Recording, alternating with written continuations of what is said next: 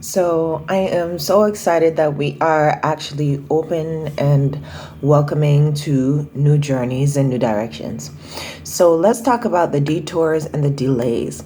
There is something to be learned in managing detours and delays.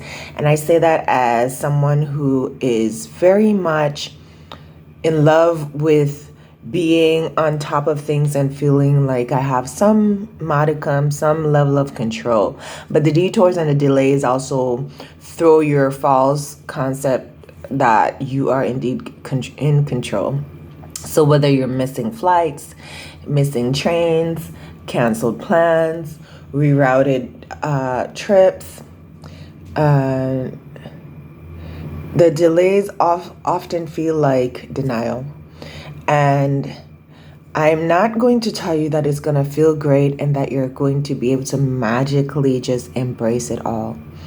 But what I can say is that I've learned that if you are planning, part of your planning has to include contingencies for when things don't go according to plan. So I look at my life and I look at some experiences where I have sorted things out and I thought I understood how things worked. And then you realize when you get into it, well, the plans and research that I did were relevant years ago, but maybe not today. And so you find yourself in a bit of a snafu and a bit of even a limbo, because you came into this knowing that you were the one who was very much prepared, studious, very much did your homework and thought that you were on top of things. And I think, isn't that life though? You think that you know until you're in it. So I want to ask you two things. What if you gave yourself grace for having to alter the pace because of these delays and distractions and detours? And then what if you saw the delays and distractions as a means to an end? Not that you're going to have joy in things that are painful, or not that you're going to celebrate things that were just not in line with your ethics and your values, but what if you could see it in another way? And I ask that because I think about all the people who have encountered who have come into life's challenges. And there are some people who get stuck, and there are some people who are able to rally and reroute. And just because your tire is flat and you're on the side of the road at this particular moment in life does not mean that's where you will reside forever. And while your tires are flat, your engine is cooling, your body temp is allowed to regulate. You're allowed to consider, do I have friends, family, resources that can help me get out of this situation? And then in the case that you actually do have someone come and help, you're allowed to acknowledge that there can be support, and I can be in a position where I'm vulnerable and have that change because of humans that come into my life for however long, for whatever reason. And you don't have to worry about the side chatter or the press box that has all these opinions on your flat tire, because in the news and in drama and in social media, we know that people put the most incendiary things at the forefront because they want you to look at and consider how your life is going in this direction that is entertainment for them. And once you learn this, once you see this, you absolutely eliminate those folks from your circle.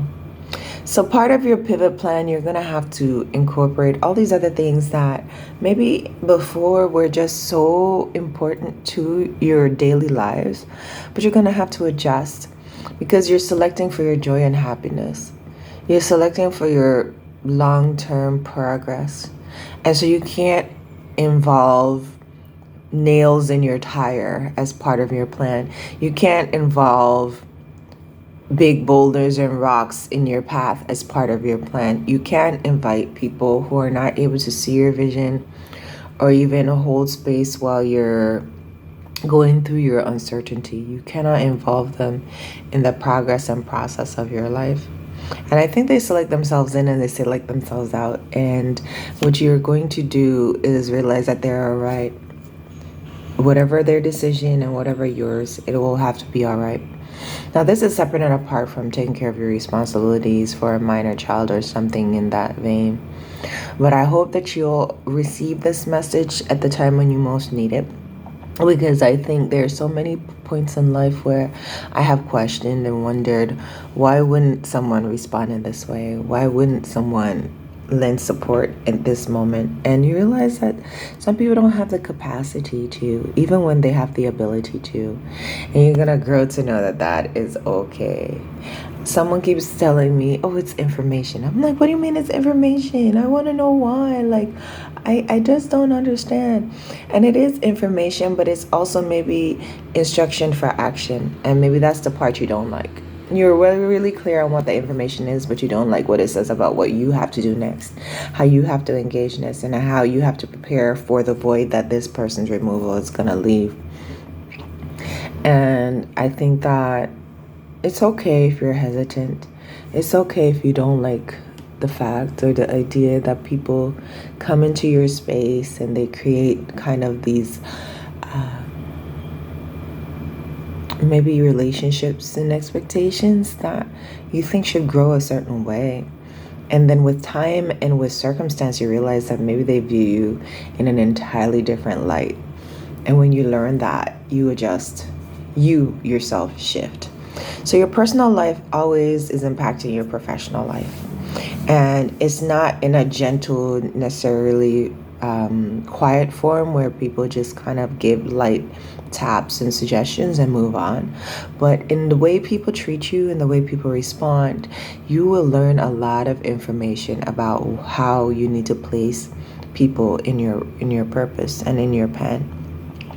And that includes whether or not they even know about your pivot and whether or not they even have information about how you are doing and how you're progressing. Because it's not even just a question about whether people have evil intentions or may have utterances that can affect your path, but it's also whether you're able to save that energy and harness your own production of energy to focus on what you're going to do moving forward, what you want to research next, what you want to reveal, what you want to explore next. And there is a saying, your parents always used to say, mind the company you keep. And I keep hearing these recommendations over and over now as I think about my friends and family and just how life will lead you into these grand experiences, and you cannot take everyone with you. And people don't know when they're being removed from the list or when they're being eliminated from the group. Like, people are just being themselves in the way that they can, and you have to understand that life is coming at everyone in its own way. But I will submit to you that it's also giving you the opportunity to rotate and renegotiate how you will engage in every single relationship at every single step in life. And that is a privilege, and that is an awesome and amazing opportunity.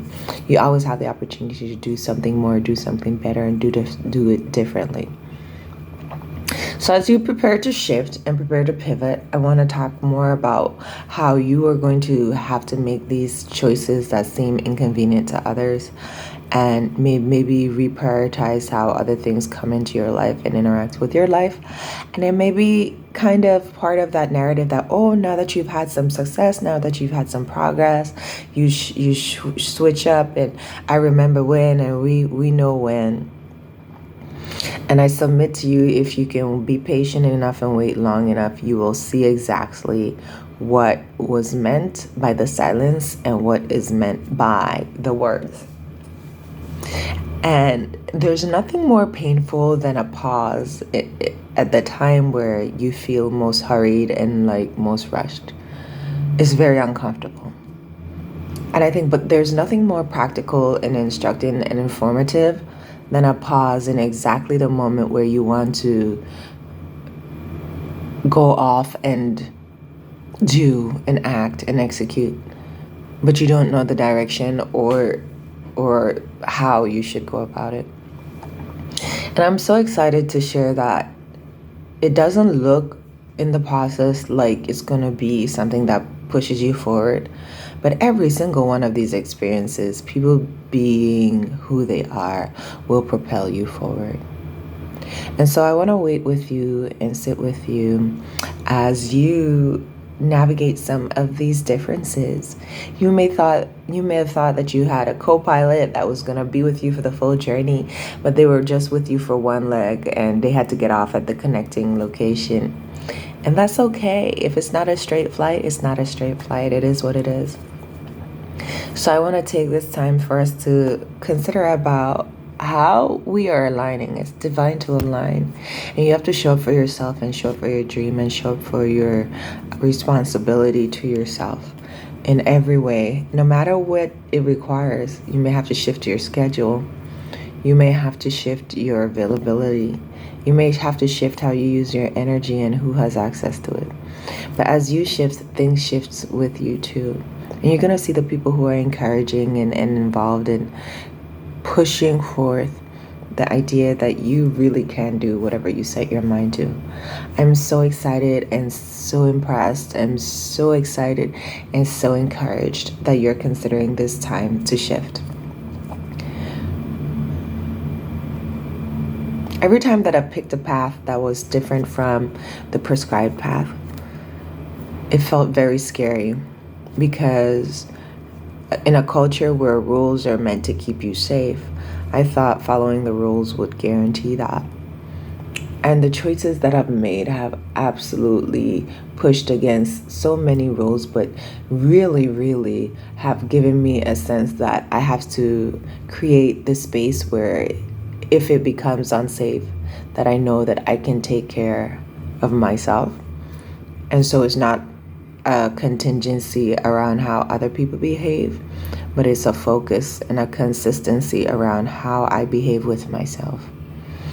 And so if I'm in community with myself and aware that these things are always going to bother you as you go along your journey, it's helpful to know that you will never be so foreign and so far away from yourself that you can't turn to you. And so we go through the world, I think, searching and reaching for all these other characters who are going to be enrolled into our lives and come in and give us the support that we hope we can have. But I want to submit to you that your divine presence and continued existence is evidence that you were born with all the things that you needed, and that you were, while in community, sharing and evolving and caring with all these other folks, but you always had the stuff. You always had the right stuff. You always had the formula. You just needed to get in the lab and get it into a state that you can produce and share. And so as we prepare to shift, I want you to think about where you want to go next and how you want to approach it, and how you're going to invest in it, and how you're going to protect it, and how you're going to stay the path, and how you're going to honor the detours and the delays, and how you're going to recalibrate and readjust the priority of certain people in your life because it's necessary at the time. And I encourage you to do this with all the grace and the knowledge and the awareness that those who do not need to be a part of the story will have to leave the scene. And just like anything that's going on the stage, on a play, on a movie scene, you cannot keep all the characters on stage at once. When you move into a new scene, you have to bring new people in. And so there has to be a beginning and an end, an entry and an exit. And I don't think we celebrate the exits as much as we do the entrances. But I think that you will, in due time, at least be able to appreciate the exits. And I got this talk from just family really early on, and I couldn't understand for the life of me what they meant. I could not understand until maybe just this moment. And so to the people who are parents, continue speaking wisdom into your children, because you don't know the years, the days, the decades that it might take for them to benefit from it, but they will. There's so much rich encouragement awaiting you. if you will just grab a hold.